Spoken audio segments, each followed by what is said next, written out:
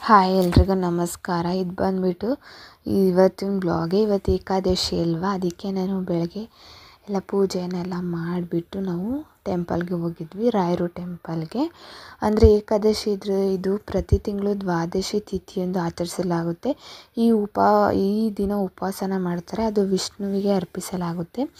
ಏಕ ಅಂದರೆ ಒಂದು, ದಶಿ ಅಂದರೆ 10. ಏಕಾದಶಿ ಉಪವಾಸ ವ್ಯಕ್ತಿಯ ಪಾಪಗಳನ್ನ ಪರಿಹಾರ ಮಾಡುತ್ತದೆ. ಏಕಾದಶಿ ವ್ರತದ ಸಮಯದಲ್ಲಿ ನಾವು ಹಣ್ಣುಗಳು, ಡ್ರೈ ಫ್ರೂಟ್ಸು, ಹಾಲು, ಸಾಬೂದನ್ನು, ಕಿಚಡಿ ಅಥವಾ ಪಾಯಸ ಅದನ್ನೆಲ್ಲ ತೊಗೋಬೋದು. ಅಕ್ಕಿ, ಗೋಧಿ, ಬೇಳೆಕಾಳು ಅಥವಾ ಉದ್ದಿನ ಬೇಳೆ ಇದನ್ನೆಲ್ಲ ತೊಗೋಬಾರ್ದು. ನಾನ್ ವೆಜ್ಜು, ಮೊಟ್ಟೆ, ಈರುಳ್ಳಿ, ಬೆಳ್ಳುಳ್ಳಿ, ಶುಂಠಿ, ಮಸಾಲೆ ಪದಾರ್ಥಗಳನ್ನ ಯಾವುದು ತೊಗೋಬಾರ್ದು. ಏಕಾದಶಿ ಒಂದು ಉಪವಾಸ ಮಾಡಿದ್ರೆ ವಿಷ್ಣುವಿನ ಆಶೀರ್ವಾದ ನಮಗೆ ಸಿಗುತ್ತೆ ಅನ್ನೋದೊಂದು ನಂಬಿಕೆ. ಅಂದರೆ ಇವತ್ತು ಏಕಾದಶಿ ಇರೋದ್ರಿಂದ ನಾವು ರಾಯರ ದೇವಸ್ಥಾನಕ್ಕೆ ಹೋಗಿದ್ವಿ. ನಾವು ಸ್ವಲ್ಪ ಬೇಗನೆ ಹೋಗಿರೋದ್ರಿಂದ ಅಷ್ಟೊಂದು ಜನ ಇನ್ನೂ ಬಂದಿರಲಿಲ್ಲ. ಮತ್ತು ಇವತ್ತು ಏಕಾದಶಿ ದಿನದಿಂದ ಇನ್ನು ಪೂಜೆ ಎಲ್ಲ ನಡೀತಾ ಇತ್ತು. ಅದಕ್ಕೆ ಅಕ್ಷತೆನೇ ಆಗಲಿ ಪ್ರಸಾದನೇ ಯಾವುದು ನಮಗೆ ಈ ವಾರ ಸಿಗಲಿಲ್ಲ. ಅದಕ್ಕೋಸ್ಕರ ಅವ್ರು ಬೋರ್ಡೇ ಇಟ್ಬಿಟ್ಟಿದ್ರು, ಈ ದಿನ ಏಕಾದಶಿ ಅಂತ ಅಂದ್ಬಿಟ್ಟು.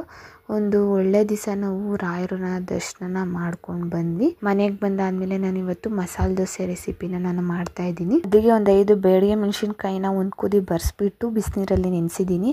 ಅದನ್ನ ಜಾರ್ಗೆ ಹಾಕ್ಕೊಂಡು 1 ಗೆಂಡೆ ಬೆಳ್ಳುಳ್ಳಿ, ಒಂದು ಅರ್ಧ ಸ್ಪೂನ್ ಜೀರಿಗೆ, ಒಂದು ಅರ್ಧ ಸ್ಪೂನ್ ಸಾಲ್ಟು, ಸ್ವಲ್ಪ ನೀರು ಮತ್ತು ಒಂದು ಅರ್ಧ ಕಪ್ಪು ಹುರ್ಗಡ್ಲೆನ ಆ್ಯಡ್ ಮಾಡಿಕೊಂಡು ಇದನ್ನ ಪೇಸ್ಟ್ ಮಾಡ್ಕೊಡ್ತಾಯಿದ್ದೀನಿ. ಅಂದರೆ ದೋಸೆ ಮೇಲೆ ಹಾಕೋ ರೆಡ್ಡು ಚಟ್ನಿ ಇದು. ನೆಕ್ಸ್ಟು ಚಟ್ನಿಗೆ ರೆಡಿ ಮಾಡ್ಕೊತಾಯಿದ್ದೀನಿ. ಒಂದು 4 ಹಸಿರು ಮೆಣಸಿನ್ಕಾಯಿ, ಒಂದು ಅರ್ಧ ಕಪ್ಪು ಹುರ್ಗಡ್ಲೆ, ಒಂದು 1/4 ಕಪ್ಪು ಕಾಯಿ, ಒಂದು ಅರ್ಧ ಕಪ್ಪಷ್ಟು ಕೊತ್ತಂಬರಿ ಸೊಪ್ಪು, ಒಂದು ಸ್ವಲ್ಪ ಪುದೀನ ಸೊಪ್ಪು ಫ್ಲೇವರ್ಗೆ, ಒಂದು 1/4 ಕಪ್ಪು ಸಾಲ್ಟು, ಒಂದು ಚೂರು ಹುಣಸೆಹಣ್ಣು ನೀರನ್ನ ಹಾಕಿ ಆ್ಯಡ್ ಮಾಡ್ಕೊತಾಯಿದ್ದೀನಿ. ಆ್ಯಡ್ ಮಾಡ್ಕೊಂಡು ರುಬ್ಕೋತಾ ಇದ್ದೀನಿ. ಇವಾಗ ಎಣ್ಣೆ ಹಾಕ್ಬಿಟ್ಟು ಸಾಸಿವೆ, ಕರಿಬೇವು ಸೊಪ್ಪು, ಹಸಿರು ಮೆಣಸಿನ್ಕಾಯಿ, ಈರುಳ್ಳಿ ಹಾಕ್ಬಿಟ್ಟು ಸಾಲ್ಟ್ ಹಾಕ್ಬಿಟ್ಟು ಅದು ಫ್ರೈ ಆಗೋಷ್ಟು ನಾವು ರೆಡಿ ಮಾಡಿರೋ ಅಂಥ ಚಟ್ನಿ ಎಲ್ಲ ರುಬ್ಕೊಂಡಿದ್ದೀವಿ. ನೋಡಿ, ಇದು ಗ್ರೀನ್ ಚಟ್ನಿ. ಇದು ದೋಸೆಗೆ ಅಂತ ಅಂದ್ಬಿಟ್ಟು ಇದು ದೋಸೆ ಮೇಲೆ ಹಾಕೋ ರೆಡ್ಡು ಚಟ್ನಿನ ಈ ಥರ ರುಬ್ಕೊಂಡಿದ್ದೀನಿ ತರ್ತರಿಯಾಗಿಯೇ.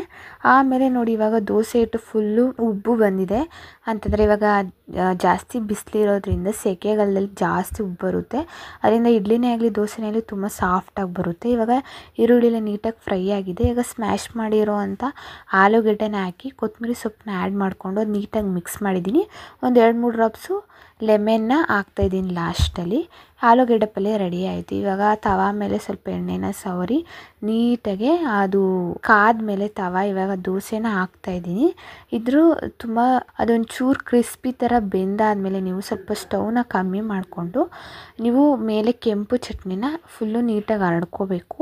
ಇದು ಹರಡ್ಕೊಂಡ್ಮೇಲೆ ನೀವು ಅಂದರೆ ಮೀಡಿಯಮ್ ಫ್ಲೇಮಲ್ಲೇ ಇದನ್ನ ಬೇಯಿಸ್ಕೋಬೇಕು ಚಟ್ನಿ ಹಾಕ್ಕೊಂಡ್ಮೇಲೆ. ಆಮೇಲೆ ಸ್ವಲ್ಪ ಎಣ್ಣೆನ ಹಾಕ್ಬಿಟ್ಟು ನಾನು ಉಲ್ಟಾ ಮಾಡಿ ಬೇಯಿಸ್ತಾಯಿದ್ದೀನಿ. ಆ್ಯಕ್ಚುಲಿ ಹೋಟ್ಲಲ್ಲೆಲ್ಲ ಉಲ್ಟಾ ಮಾಡಲ್ಲ, ಒಂದೇ ಕಡೆ ಬೇಯಿಸಿ ಕೊಡೋದು. ಅಂದರೂ ದೋಸೆ ಎಲ್ಲ ಸರಿಯಾಗಿ ಬೆಂದಿರಲ್ಲ, ಅದಕ್ಕೋಸ್ಕರ ಅಂದರೆ 1 ಸೆಕೆಂಡ್ ಅಷ್ಟೇ ಹಿಂಗೆ ಬೇಯಿಸಿ ಹಿಂಗೆ ಉಲ್ಟಾ ಮಾಡಿ ಎತ್ಬಿಡ್ಬೇಕು ಅಷ್ಟೇ. ಅಂದರೆ ಮೀಡಿಯಮ್ ಫ್ಲೇಮಲ್ಲೇ, ಜಾಸ್ತಿ ಬೇಯಿಸೋಕೆ ಹೋಗ್ಬಾರ್ದು. ಇವಾಗ ಸ್ವಲ್ಪ ಪಲ್ಯನ ಹಾಕಿ ನೀಟಾಗಿ ಕವರ್ ಮಾಡಿ ಚಟ್ನಿ ಮತ್ತು ಪಲ್ಯ ಜೊತೆ ತಿಂದರೆ ತುಂಬ ಅಂದರೆ ತುಂಬಾ ಚೆನ್ನಾಗಿ ಬಂದಿತ್ತು ದೋಸೆ ಅಂತೂ. ಇದು ಬಂದುಬಿಟ್ಟು ನನ್ನ ಮಗಳಿಗೋಸ್ಕರನೇ ಮಾಡ್ತಾ ಇರೋಂಥ ರೆಸಿಪಿ. ಅವಳ ಫೇವ್ರೆಟ್ ಡಿಶ್ ಇದು ಅಂತಲೇ ಹೇಳ್ಬೋದು ನಾವು. ತುಂಬ ದಿವಸದಿಂದ ಕೇಳ್ತಾನೇ ಇದ್ಲು, ಮಾಡೋಣ ಅಂದ್ಕೊಂಡು ಆಗೇ ಇರಲಿಲ್ಲ ಅಂದ್ಬಿಟ್ಟು ಇವತ್ತು ಮಾಡಿ ಕೊಟ್ಟಿದ್ದಾಯಿತು. ಅವಳಂತೂ ತುಂಬಾ ಖುಷಿ ಪಟ್ಲು, ಎಂಜಾಯ್ ಮಾಡ್ಕೊಂಡು ತಿಂದಳು. Thank you for watching.